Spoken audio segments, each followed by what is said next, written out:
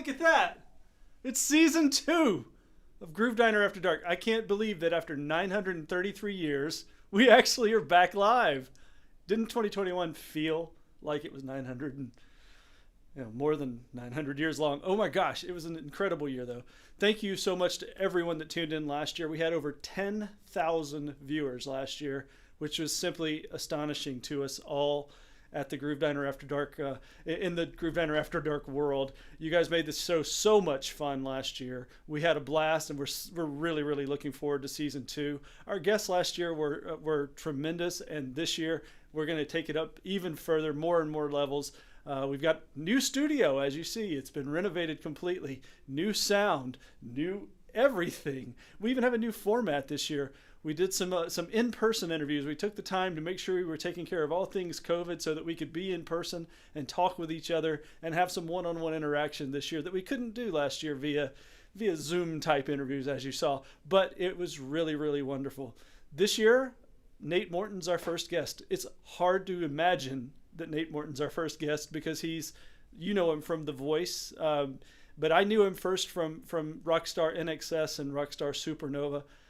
We'll talk a little more about Nate here in just a few minutes, but his drumming is something that I love, and the fact that I get to call him friend and the fact that he is such a great human being makes this even more wonderful. Really looking forward to sharing that interview with you. So for tonight, stick around. Our conversation, mine and Nate's, was so good that we actually got 2 episodes out of it. There was just so much information packed in that we could not take it down to 1 episode. So here we go with episode 1. We'll be right back after this.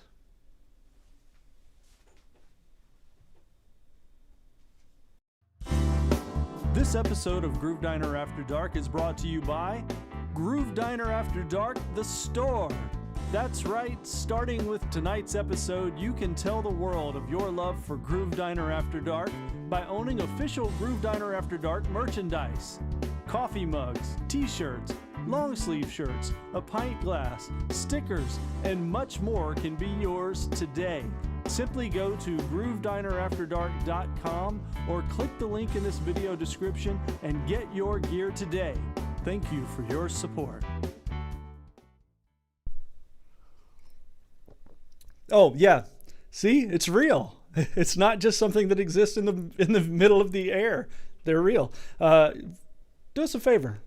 Stop by the store, pick up some gear, and also, if you don't mind, give us a like and a subscribe. We have a brand new YouTube channel. It's less than 24 hours old, so it's not even called Groove Diner After Dark yet. But Dan's going to put a link up to that in the comments section here in just a minute so that you can find the show. You can find the replays later after tonight's live broadcast is over as well.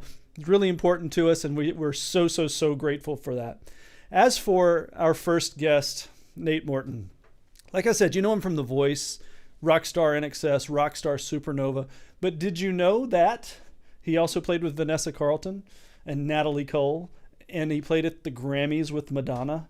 This guy's had a heck of a career. He has done kind of everything, big and small, and he's just such a great guy.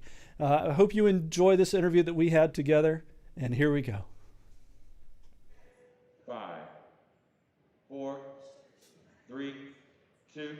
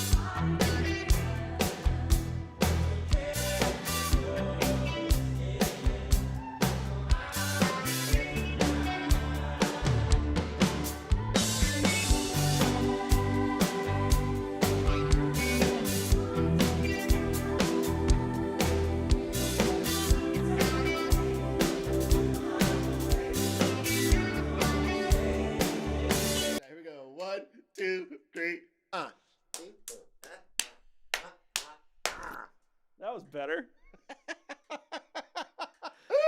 Nate, thank you for having us at your place, man. Absolutely my pleasure. Thank you for making the trek. I freaking love this finish on this kit. It's beautiful. It's my favorite. I enjoy it very much. It's gorgeous. I love it. Nate Morton, obviously, and he is known best for his role on The Voice. But I first became aware of you with Rockstar Inks. And NXS. Yes. And then Rockstar Supernova. Right. Yeah.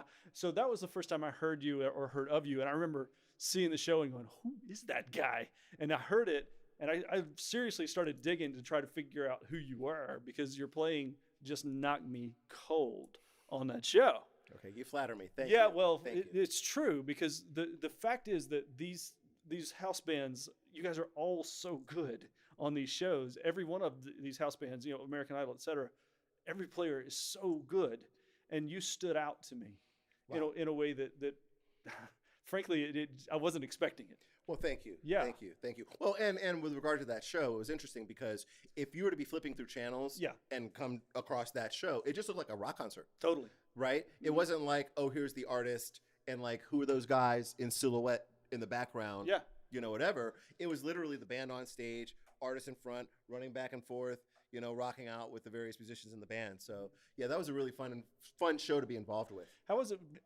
What was it like for you working with the members of NXS in that sort of way, where you were actually having to replace someone that was so near and dear to them? What was that like for you to have to deal with I'm sure there was an emotional component to that.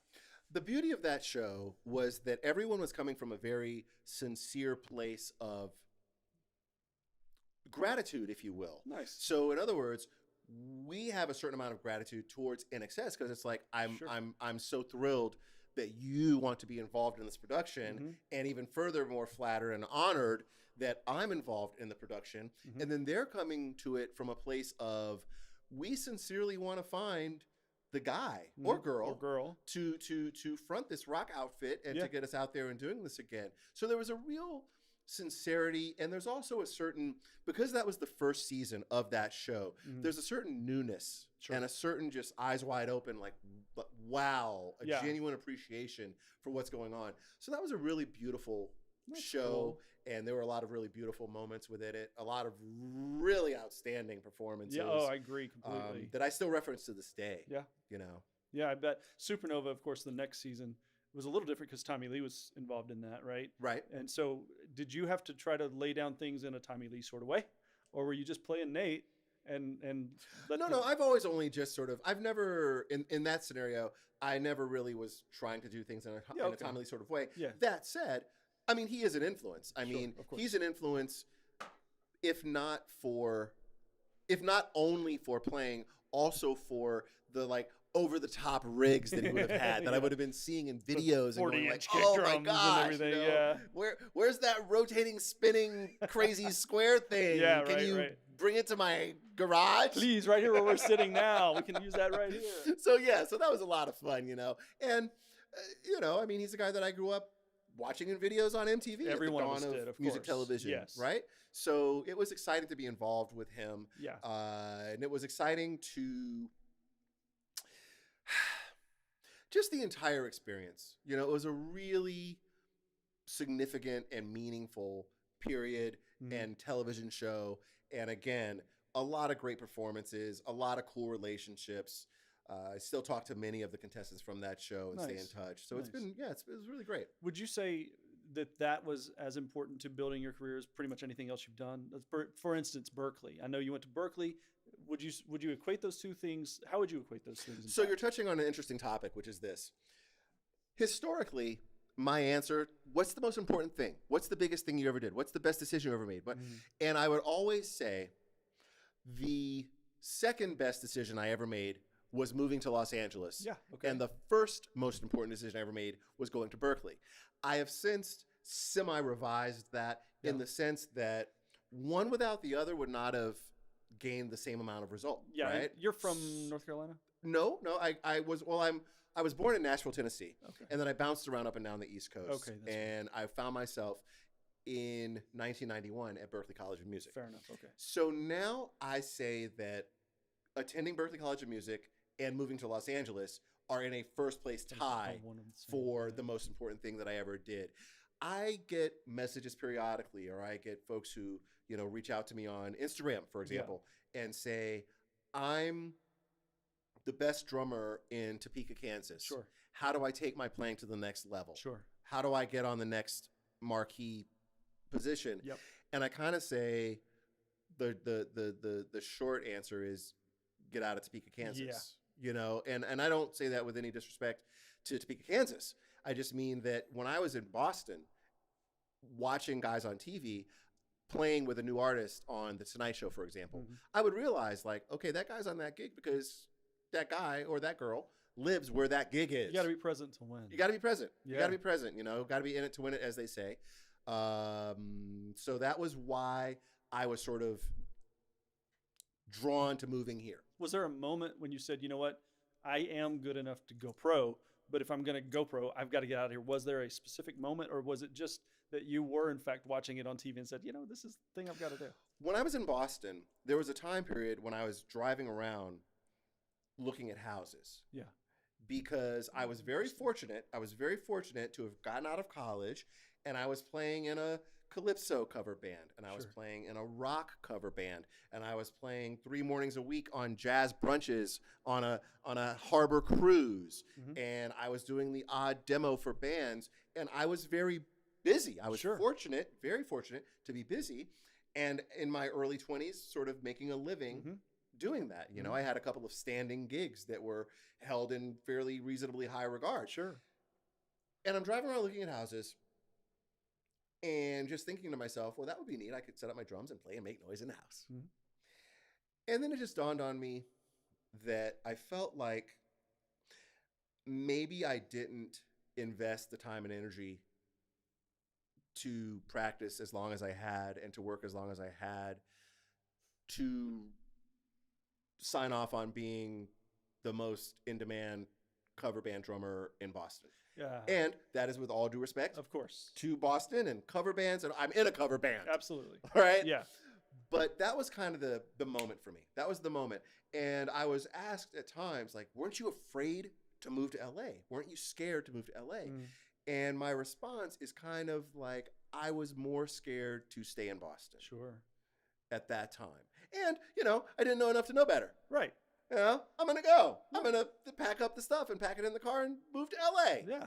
And I just felt like at the end of the day, I don't want to come to the end of this very short amount of time that we have on the planet with any sort of regrets. Yeah. Oh man, what if I had tried this? Or what if I had tried that? Yeah. So that was kind of the impetus behind it. The fact that I realized I'm not quite ready to settle down in Boston and play that scene for the rest of my life. Right. And I just felt like there was more to accomplish. It's funny because at one point I was the best drummer in Monticello, Mississippi. Right. And when by way of Nashville and Athens, Georgia, I ended up making the move out here to LA. Right. And to this day, I still get questions about the weren't you afraid? And for me, I guess people back home, again, with all due respect to everyone back there, but people think of this place as Babylon or something, Sure. So how can you possibly? Well, the answer is, how could I possibly not? Right. There was simply no other choice. It's you know what it is. It's Nashville, it's New York, it's LA. Those are basically your 3 real choices. And I didn't want to play at the time 85% country, with all due respect to country. Again, yeah. And I also didn't want to freeze my butt off in New York City. Going spang-a-lang and throwing things into cabs. Correct. Yeah. And and literally my thought process was, well, if I'm going to be broke and suffer from my art, it might as well be where it's 85 degrees Broke and sunny with a every beach, day. baby. Yeah. That was literally it, And I feel like I need to say at this point too, when I teach, I tell my students, or I tell the cats that I'm working with, the information that I share with you is the information from my own experience. And how much of that is valuable to you is up to you. Absolutely. Right? So I'm not saying to everyone in the world, move to LA. Of course. Because there are obviously situations where that just doesn't make sense for people or, can't do that. Yeah. I'm just speaking from a point of view of like, this is what I did. But I'm going to bet that you're also not saying don't move to LA. No, I am actually saying don't move to LA because there's only a certain amount of gigs and I want to continue working. As many as I can get. No. Yeah. Of course. Yeah, of right. course. Yeah. That's really interesting to me because, again, coming from such a small town, the outlook on life sometimes can be a little smaller.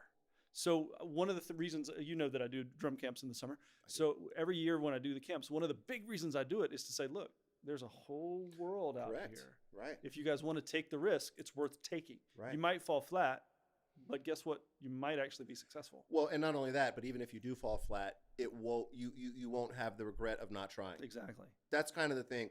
I tell students who say, you know, well, should I try to do it, or should I whatever? Yeah. And my thing is kind of like, you know what? Yeah, sure, why not? It's like you don't want to be headed towards the exit with any regret for anything that you didn't attempt. Yeah, for sure.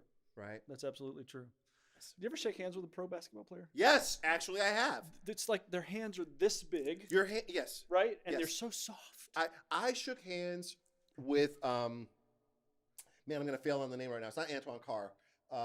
He was the coach for Celtics. Anyway, it doesn't matter. Okay. I shook hands with him. Yeah. And literally, when we shook hands, my hand disappeared inside his hand. Like he took my like this. I was like, I know. What the heck? I have a great Shaq story. I was the drum set drummer for the basketball team at Alabama when I was in school there. The pep band, and we were playing LSU at the time that Shaq was in school at LSU. And I had all my hardware in a duffel bag, and I'm walking along underneath the bowels of the Coliseum, just struggling, you know. And all of a sudden, the hardware bag goes, right. And I look up, and Shaq's looking down at me, grinning.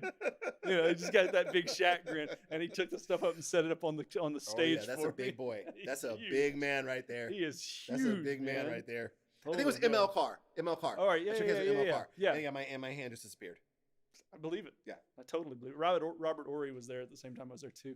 So I actually Big shot Bob. totally, and I ended up playing pickup games with those guys because they let me play pickup games with them because I was the drummer guy and I'm relatively tall, you know, and they let me play. And I had this little backup thing where I could put my butt on you and push back, take a step. Got some moves. Oh, look at you. One little shot. And I remember one day Robert Ory made me eat that ball and I never tried it again. Well, I mean, how tall are you? 6'2".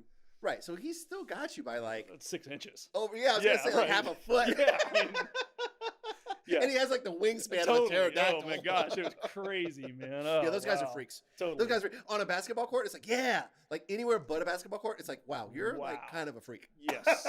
I remember we were at the Lakers game, and I can't remember who it was. The point guard was running around, and he looked so small comparatively. And my wife's like, "He's so tiny." I'm like, he's an inch taller than me, babe. Right. You know. Right. I did it. I was at a UCLA game once, and I can never remember the kid's name, but he went on to have an NBA career for like maybe 10, 12 years. And now I think he's doing commentating, but he was on UCLA's team at the time.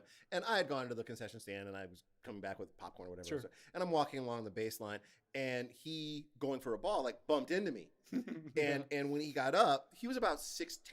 Right. And when he got up, he said, oh, sorry, sir. And then ran back on the court. I was like, "Oh my god!" Like, because to me, right. I'm teeny tiny, Yeah, and he's like this ginormous guy. But ultimately, he was probably 19 years Probably old. so, at the time, right? Yeah, you know, I'm in my 40s. All right, so back to our conversation. We were talking about moving to LA and everything. The question I have for you is this: do you think it's still possible for people to make a living outside of the big three? Is it even possible? Maybe Atlanta, Miami, but what about Topeka, Kansas? Can people still do that, or do you? If you want to have a music career, is it imperative you must go? I think that Atlanta was on the map when I was graduating school. Yeah, sure. Because that was the thing. Because at the time, several groups had come out of Atlanta. They had, yeah. And I think that it kind of depends on what your idea of making a living is. Yes. Right? Yes. So if your idea of making a living is being a session guy who does, sessions and then also does lots of big tours and so on, it's possible that's not happening out of Topeka, Kansas. No. However, if you're a guy or girl whose idea of success is being the drummer in a particular band, Yeah. I feel like to an extent that can happen anywhere. Yeah. Because the internet has made the whole world a lot smaller. Has it made it better though?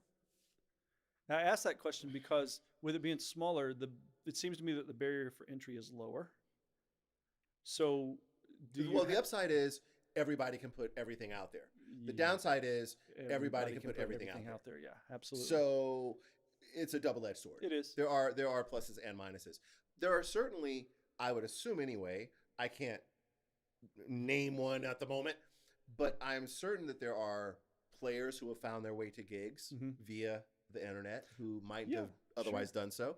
I would imagine there are probably bands that have found their way to contracts via the internet who mightn't have otherwise done but so. probably not as many as we expect. You think? I'm just guessing, but I would think probably not. I don't know. I don't know either. I do think to an extent, though, there are certainly players out there who have found their ways to gigs. Yeah, for there sure. are players who have found their My way friend on Dorico on Watson. Do you know Dorico? Okay, so do I know Dorico? Fair enough. So Dorico, I don't want that story. Dorico was in Muskegon, Michigan, where he's from, right? And he was seen by Victor Wooten at the high school or college where he was playing, and that's how he got that gig. So I mean, I would say that whether or not you have to move to one of the quote unquote music meccas, kind of depends on the career path that you're chasing. At the end of the day, the majority of the, for example, studios are still New York, Nashville, LA. Yeah. The majority of the national tours are still based out of New York, Nashville, LA. So does the possibility exist to find your way onto one of those into one of those situations from Duluth? Yes, the internet makes it possible, but even beyond the internet and someone coming across what you do there, there's a certain importance or sort of validity or sort of gravity to being at the Starbucks on, Lankersham and Ventura, where you might bump into that Nate Morton, tour manager, that musician, etc. So while the pendulum may have swung somewhat away from it, I do still think that there's a lot of validity and a lot of importance to being where the gigs are. COVID, how did that impact? Let's start with The Voice, because we really haven't talked about your big gig, which is, of course, The Voice. How did that impact the shooting schedule? What did it actually do to you guys to have to deal with COVID in the sense of shooting a show? If there was such a thing as sort of COVID good luck, it just so happened that things shut down in March 2020 in the middle of what was already a scheduled break for us. Oh, okay. We were already in the middle of a semi-hiatus, if you will. Right. And that gave us the lead time to go, oh, okay, let's scramble. Yeah. How do we still make this happen? So as a result, cats in our department, music department, production department, all of it, got the wheels spinning and figured out a way to make it happen remotely. No kidding. Much of it, involved me recording the drums in here. Right here. On this very drum set. Yeah. So that was one of the big things that kind of went into why we were able to hit that as a speed bump, as opposed to, the Grand Canyon that we fell into. Sure. We were fortunate to not suffer any tremendous disruption. That's pretty amazing. It's extremely amazing. Yeah. From that point when we came back, eventually we worked our way through the end of that season, which was, if memory serves, season 18. And then season 19, there was enough lag time between that the powers that be were able to figure out a way like, I think we can have people back in a room again. Right. And things changed and regulations changed and all of it, to the point where we were actually able to be in the same room again, surrounded by plexi. It looked like the set of Dexter. Yeah, right. Like everyone is surrounded, everyone in their individual stations. Like we're accustomed, you and I, buddy, we're accustomed to being behind plexi. Like drums are frequently behind plexi, but keyboards behind plexi, guitar behind plexi, lead vocalist behind plexi. Yeah. And we did that and made our way through that season. And as things gradually loosened, we were able to sort of like, oh, maybe we can have a small handful of people in the audience. Right. So, I mean, I've always described my gig as a unicorn. It's like so rare and so, it doesn't come around a lot. Right. It doesn't come around often. And the way that we negotiated our way through all of the COVID situation makes it even all the more so. There are so many musicians that I know whose entire situations came to a screeching, grinding halt, and are only now, some of them, getting back to like, hey, remember we were going to do those shows 2 years ago? Yeah, right. Now they're booked for 3 months out. And I consider myself so fortunate, and I really count my lucky stars that the show managed to negotiate a way through that very intense and serious obstacle course. Sure. What about outside of music? How has COVID impacted your life? Well, this is not exactly outside of my gig. Mm-hmm. It's involved with my gig. However, it is somewhat outside of music. But we've had certain people that we lost to COVID. Sure. We had a bass tech on the show named Maddie, who at 51 years old was no longer with us anymore. Right. So it's affected me in that regard. You know, I've been, again, very fortunate to have not been touched extremely close Right. by loss, with exception of Maddie, which was unfortunate. And it's interestingly, outside of music, it's been more a thing with my kids in schools. Sure, I can see that. It's been more a thing with my kids in schools. Yeah. And having to sort of negotiate the ever-changing landscape of what that is. Oh, we're doing remote learning. Right. Yeah. That was gnarly. It's interesting that you bring that up, because one of the things that I'm asked a lot, and I don't have a kids at home, but one of the things that comes up in conversation with drummers is so many drummers, super drummers, don't have families. How do you balance being a guy that plays at the level you do with having a family life, and you've got 6 kids? Not well. It is an eternally moving target. Yeah, I'm sure it is. It is an always moving target. Yeah. So I've told this story many times, but I think it bears retelling. When I first started making like treks out of Boston, yeah, I was playing with Dale Bozio in Missing Persons. Sure. And I found myself out here on the West Coast, and I was playing gigs, and I've got a very, very dear friend named Tony DiAugustine, who I love. Mm-hmm. And at the time, Tony was doing different tours and playing with Ben Vereen and doing Jesus Christ Superstar. Nice. And just all this stuff. Like Tony is like, and Right. he's like awesome. And he's like everything I wish I could be if I had any discipline. Right. He's like all like super fit, and like Yeah, eats yeah, all yeah. healthy and like all of it. And I love him. So I'm out here playing with Dale Bozio. Yeah. And I say to Tony at one point, I visit with him and we hang out. I say, Tony, what's the hardest thing about being a professional musician? Yeah. And I'm at the time in my mid-late 20s. Right. And I'm looking for like reading ability, drums that sound good, Yeah, sure. chops, whatever. Tony says,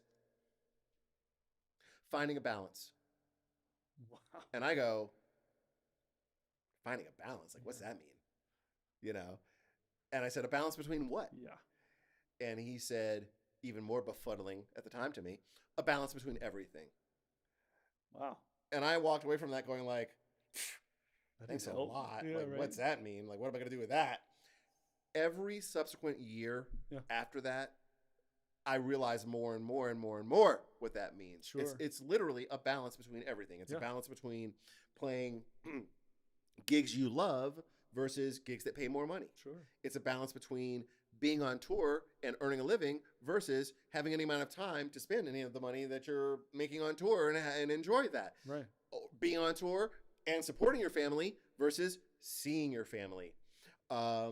There's so many different things that day to day we have to balance as people in general, Yeah. but particularly as musicians. So I definitely have a scale in my head, Yeah. right? So on one side of it, it's like I taught a couple of lessons today. I tracked a song for a cat today. The Voice season, whatever, we shot 463. that thing. Right. Awesome. Versus I got to watch a movie on the couch with my wife tonight. Right. I took my 9-year-old to the tennis court. Yeah. I took my 6-year-old to the swimming pool. Right. So there is definitely an ongoing balance. Now, I benefit tremendously from the fact that I have an in-town gig. Sure. So even if it's only for a brief moment in the morning before they go off to school, or even if it's only for a brief moment at night when I get to see them before they go to bed, Yeah. I do get to see the wife, the kids Yeah. each day. I do get to be in my house each day. Right. So that helps me in terms of that balance. Mm-hmm. And it definitely is something that I think about every day. I can imagine. It is something that goes on in my mind every day. He really laid some serious wisdom on you. He really did. I mean, wow. He really did. He Yeah. really did. And How fast you play your paradiddles pales in comparison to balance of life. sure, pales in comparison to seeing your 9-year-old daughter hit a cool Absolutely. cross-court backhand. Absolutely. Yeah. You know? Yeah. So on a good day, I get a little bit of all that in. Yeah, sure. And when things go out of balance, I feel it and I sense it. Mm-hmm. So coming up on the finale of the show, things are very out of balance. I would imagine. Things are very it's all show. Yeah. I'm lucky if I see I saw my 9-year-old Isabel at one point, and it literally felt like it had been like a week and a half since I saw her. Right. You know, even though I'm home. Yeah, sure. Even though I'm home, you know? So it is definitely something to be very cognizant of, and it is definitely something to take very seriously and consider and give a great amount of weight and profundity to. When you're really working seriously on the voice, do you start at 8 in the morning and go all day? What's it actually like? You know, run down a day for me when you've got something. Well, you mentioned Rockstar earlier. Yeah. So Rockstar, there was a point in the production of that show during the week when we had to have the show done and shot by 2 in the afternoon so that the editors could do what they needed to do so that it could air on time on the East Coast at, you know, whatever, 8 p.m. or 9 p.m. East Coast time. So on those days, we would have like, I'm getting flashbacks just thinking about it. We would literally have like 4:45 a.m. Oh, man. Like call times on stage. 4:45 a.m. It's still dark outside. I know, right? And we're playing rock music. And it's supposed to look like it's nighttime, but we're in a rock club. And it's actually like 6 in the morning. Right? So we had some of those. So thank goodness. Yeah. Thank goodness. Even though we tend to go later into our evenings, we don't have quite such inhumane call times on The Voice typically. Every now and then we do dip into the single digits. We dip into the 9 o'clock, call times. But most of our call times are fairly humane. I remember I did Dick Clark's New Year's Eve once, and we shot like in September for the New Year's Eve show, and it just didn't work. You know Crazy. what? I'm supposed to, and all these people are celebrating the new year. The crowd, no, it Right. just didn't work. Totally bizarre, man. TV world, Totally. TV world. Yeah. So in regard to The Voice, our most grueling schedule occurs in the 6-week run up to the finale. And when we're doing that, it's a 7-day-a-week gig. Our call times vary, but for example, around Thanksgiving, there are a couple of days where we have to kind of do what for lack of a better term, sort of double days. Sure. So we get Thanksgiving Day off, but because it's a 7-day week and we would normally have been working on that day, what that means is that the following Friday we have twice as much work. Right. So that day might look pretty gnarly. Yeah, that might be like a 9 a.m. start, 2 a.m. wrap. We've had wraps on those days where we finish as late as 4. Right. But typically we're looking at an 8 to 12 hour day that starts somewhere between 9 a.m. and 11. Got it. Okay. That's workable. Yeah, it's workable. Yeah. It's workable. Yeah. And when it's just the band, it's much quicker. I would think, yeah. But when you involve the whole machine and the whole production, then days can get a little longer. Do you still practice? Buddy, the last time I sat down on my drums strictly for myself was quite a while ago. I would think. That said, I have a lot of time available in the spring coming up. And so I'm going to make it a point to put practicing on there. I'm going to get back to those. I'm going to do my very, very best to find the eye of the tiger again and sort of dig through some of the things that I didn't make my way all the way through when I was in college. Sure. And sort of find some of those things that I kind of haphazardly was able to get through and try to tighten them up. New breed. I even... Don't put me on the spot like that. I don't know how many times I started and stopped New Breed in college. And stuff, but and that's a tough book. Oh my gosh! I mean, that's like when you do it right. That's like Homer's The Odyssey. Totally, without a doubt. You know what I mean? Yeah. That's like War and Peace. It totally is. Yeah. Oh my gosh, yeah, man. But yes, you are correct. I mean, I got a stack of books over there that I haven't cracked since I was in college. Yeah, right. And I do want to take the opportunity to revisit those things. Sure. I'm finally doing something I always wanted to do. I'm taking lessons with a guy who wrote a book. Okay. David Stanek. Do you know David? I don't think I know David. Okay, he wrote a book called Mastering the Tables of Time. and I'm studying with him in his own book. That's pretty cool. And it's something I've always wanted to do. You know, if I could have studied with Gary Chester with his own book, Well, that would have been astounding, right? So, well, see, and I briefly had that experience when I finished Berkeley, and I was, you know, a couple more years down the road. You're going to say Alan Dawson, aren't you? I'm not going to say Alan Dawson. Okay. Oh, that would have been quite amazing. sweet. Yeah. Gary Chafee. Oh, come on. Gary Chafee.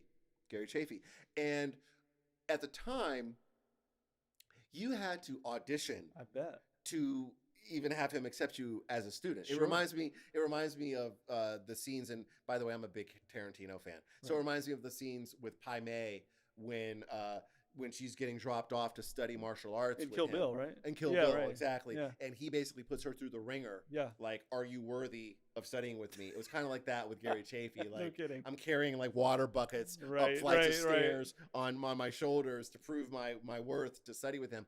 But it was amazing.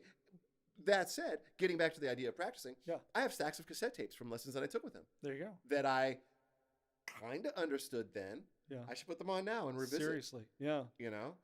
So yeah, it's something that I look forward to practicing again. And additionally, there's so many cool drummers out there now playing so much cool stuff. Right.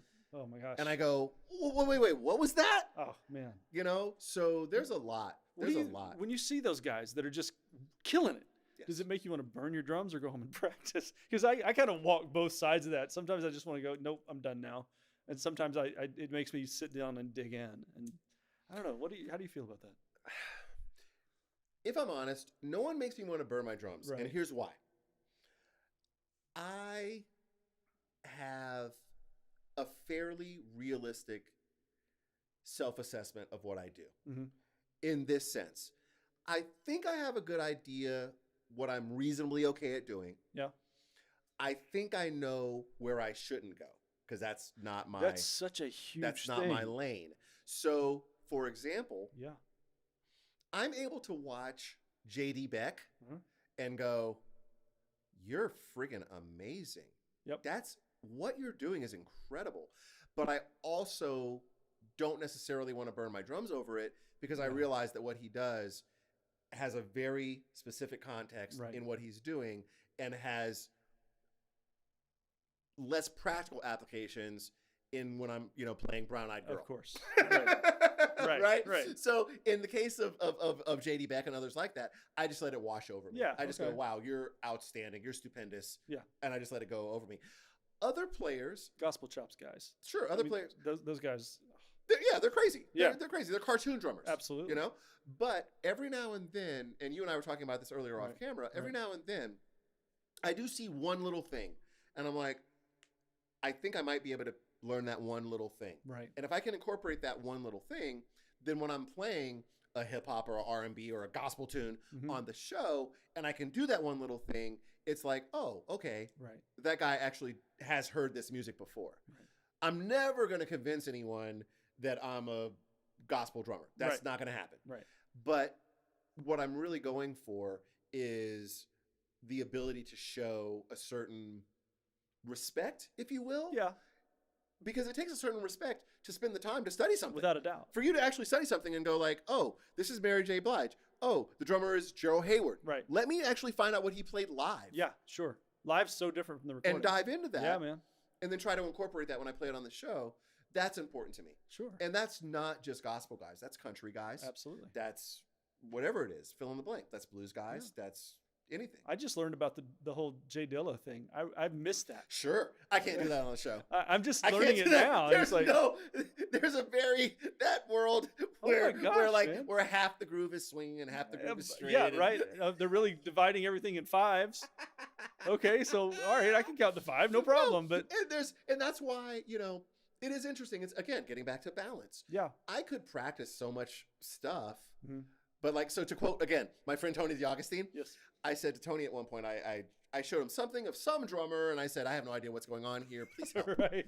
And Tony basically broke it down. It's this, it's 7 and it's 5 and it's this and it's this, these odd groupings and these things. And he's sending me videos of him. He lives on the East Coast, right? So he's sending me videos literally of him in his garage, and you can see the breath coming out, the steam, the breath coming out. And he's in a coat in his garage playing.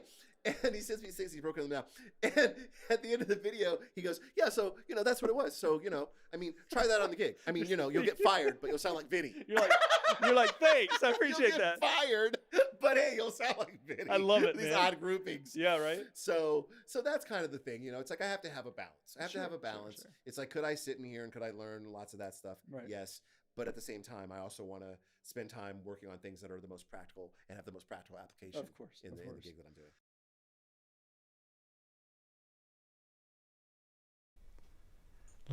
Like I said, that was an epic conversation. 2 episodes were absolutely necessary, as you can tell.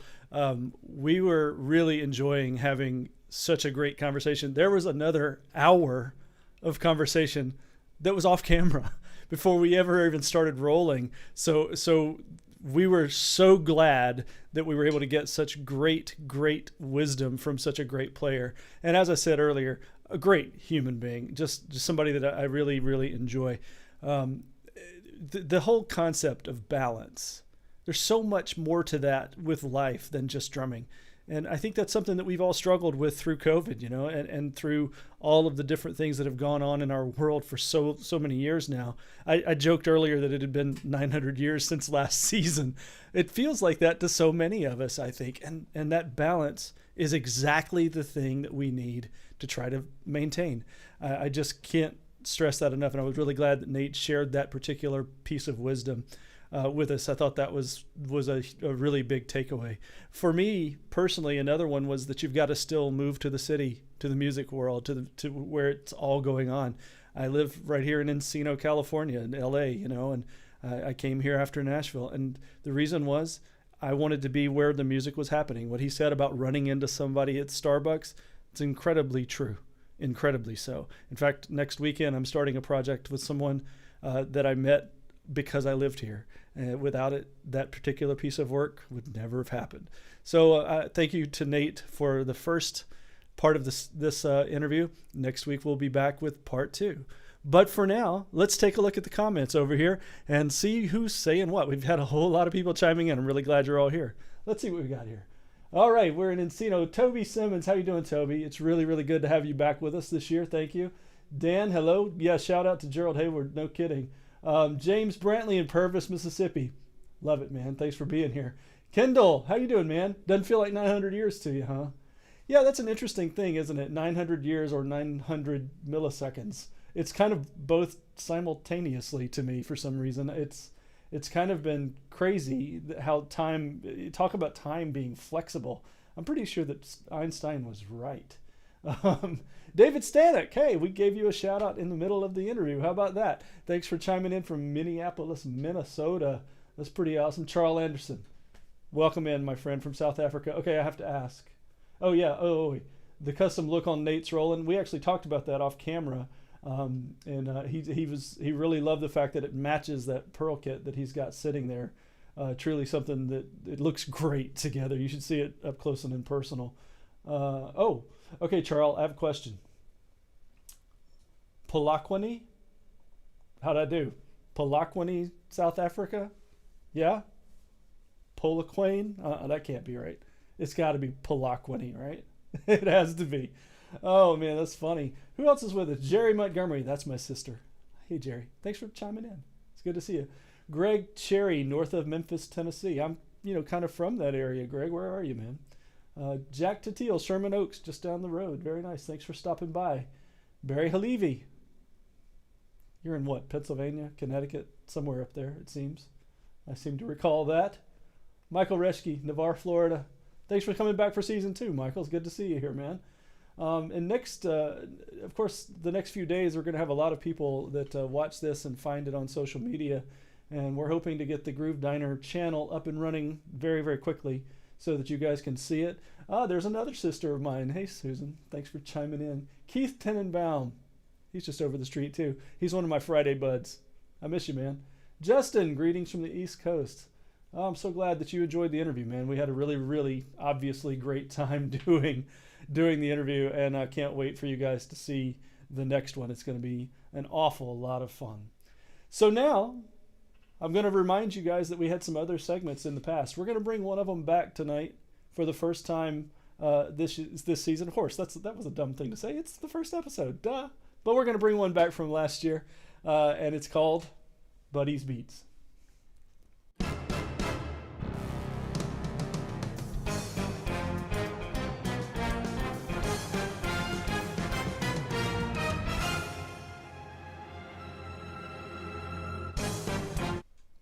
That's right. That's what I used to look like. That's right. I played Danny Zuko in Greece. That's right. Been a long time ago. Oh, man. Hey, Graham Stevenson, thanks for coming in. You're in Australia, right? Our audience is worldwide, and I love that. Thank you so much for spending some time with us. Tonight's Buddy's Beats is about Howard Hessman. Who's Howard Hessman? Howard Hessman just passed away this week. And why am I bringing him up? Because he played Dr. Johnny Fever in WKRP in Cincinnati. One of my favorite shows. I love old TV, 60s, 70s television. I love it. And part of that, I think, is because of growing up and watching WKRP with my father, and really enjoying the way that they handled his character on that show. He was an iconic DJ, which was such a cool thing to me as a little kid. So he brought an awful lot of joy to me. He also guest starred on the Bob Newhart show, the one from the 70s, not the one from the 80s. As he had a recurring character on there that I just thought was hysterical. And then fast forward to a little later in the 80s, and he was on Head of the Class. He was the teacher on Head of the Class who made the nerds and outcasts feel like they belonged. And I have never forgotten the lessons learned during that particular show, and how much I loved seeing the nerds and outcasts understand each other and find their people. So thank you to Mr. Hessman for everything that he did and for everything that he was to us back in the day.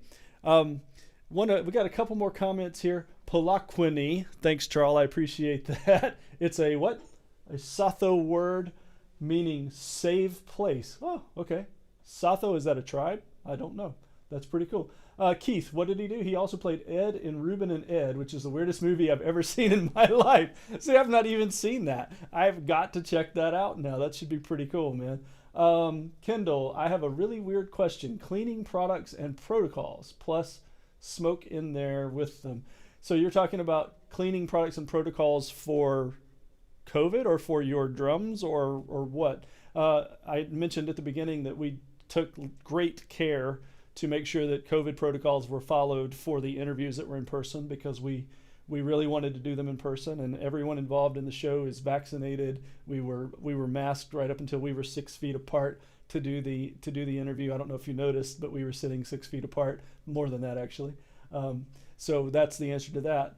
Kendall, oh, the drums. Okay, well, I will tell you that what I use, I wish I could get it. DW has a cleaning cloth that is microfiber essentially, but it's a little more grabby than most microfiber. And I use that to clean the shell. Never put anything like Windex on your shell. Never put anything like Windex on your chrome. If you really, really want to get clean, take the heads off, take the hardware off the shell, and use car wax. That'll help with the smoke for sure. If you get car wax and dig it into the shell, I think you'll be really amazed at what you can do with that. The chrome will do the same thing, by the way. You can chrome it, but don't do it with it on the shell. You need to take it off the shell. Cymbals, I use one thing and one thing only. I use Groove Juice to clean cymbals. I don't clean cymbals particularly often. It's not something I do regularly, but when I do, I use Groove Juice. And there's actually a little trick that I just recently learned. I'm gonna go this far. So here we go. So let's say that the Paiste logo here, let's say I don't want that to come off with the Groove Juice. Well, what you can do is take electrical tape and cover the Paiste itself so that you're not removing the logo when you spray the Groove Juice on. Groove Juice is a very different kind of cleaner. You spray it on, you leave it on for a minute, and you rinse it off, and that's it. So don't try to do more than that, or you'll ruin your cymbal finish. Definitely a good question though. That'll help you with the smoke. That'll help you with making your cymbals all nice and shiny and pretty too. Okay. Oh, thanks, Odie. It's good to see you, man. He's down in San Diego. Good to see you here. So I think that just about wraps us up for tonight. And thank you so much for coming and spending more time with us again this year. We look forward to seeing you next week. We're going to bring back other segments, things from the past that maybe you will be surprised by. It's going to be a lot more drumming this year. We're going to be doing some playing this year. It's going to be a lot of fun. We're going to have in-person interviews live here in the studio. We're going to bring in my dear friend Emma Green, who's a physical therapist, to talk to us about keeping our bodies together for drumming, because it's so challenging to do that. We're getting so many comments over here now. Let's see what we get here. Charles, I was just saying that I use Groove Juice. It's the only thing that I have found that does what I want to do with cymbals. It doesn't require polishing. If you can get Groove Juice, follow the directions exactly, and I think you'll be very pleased with how it works. The background, thank you. We actually spent quite a bit of time on this, as you can probably tell, and renovated the whole studio space. This is some acoustic diffusion material that comes in little sheets, and it was a really fun thing to put up on the wall. Over here we've got some wood grain stuff to make it really beautiful. And the truth is, the curve, I don't know if you can see that on camera or not, but the curve with the purple, that was an idea I got from watching Frasier. Again, I like old TV shows.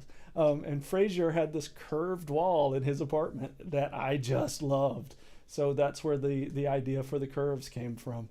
And I had a lot of help to do it, I'll tell you that. And on that note, I want to thank Eli Jarrah, who's in the room with me here. He's producing and directing this year and taking that off my plate, which is really great. Allows me to think mostly about the camera and being able to talk to you guys. So thanks to Eli for that, and to Brian Oshap for helping with the renovations here, to say the very least. He helped quite a lot. I hope you guys like the new logo. I see Toby. Thank you for saying that. Thank you so much. We're really happy to be back for this season. So now with that, we'll see you next week. All right. Enjoy your time. Be safe. Take care of everybody.